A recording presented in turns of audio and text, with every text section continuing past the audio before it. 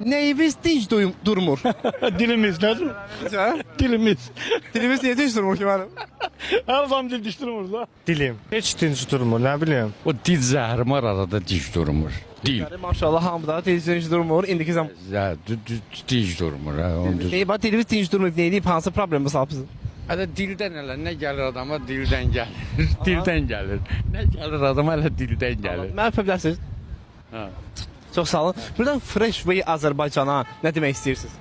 Hamıza can sağlığı.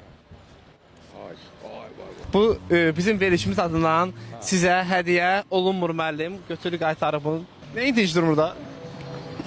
Baqa nə diş durmur? Baqa denə. Neyimiz dinç durmur? Var etə səndə. Barmağım diş durmur. Hansı bu yerdə həm barmaq? Neyiniz dinç durmur?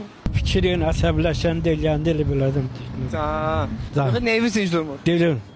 İçib haravızla çağını itirirsiz. İçib? Uy Allah. İçkinin arası yok. En çok içip haravızla çağını itirirsiz. Başınızdan çağını itirirsiz. Can. Mən kimdən nəyi məşğulim? Bilqeyisdən pulum. Oy be. Benim hoşuma gəlir cavablarınız. Allah'ın olsun.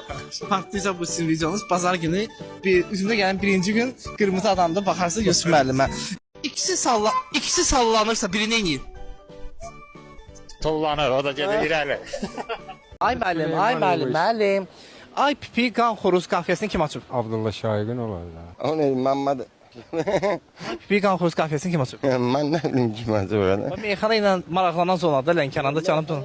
Ulan önce de geçti de. Canım zonasına meyxanada çatan var be. Yo, bura. Bəşir. Mənim öz qohumum var, Zamin Limanlı. Ay pipi qan xoruz qafiyəsini kim açıb? Pərviz bir-birə deyirlər burada. Pərviz salam. Ay pipi qan xoruza aidlən qafiyə açıb. Ay pipi qan xoruz. Rəşad deyir meyxanasın səni üçün. O elə bilir şahməti düşməni üçün. Türkcə mən birini də yazmışam səni üçün.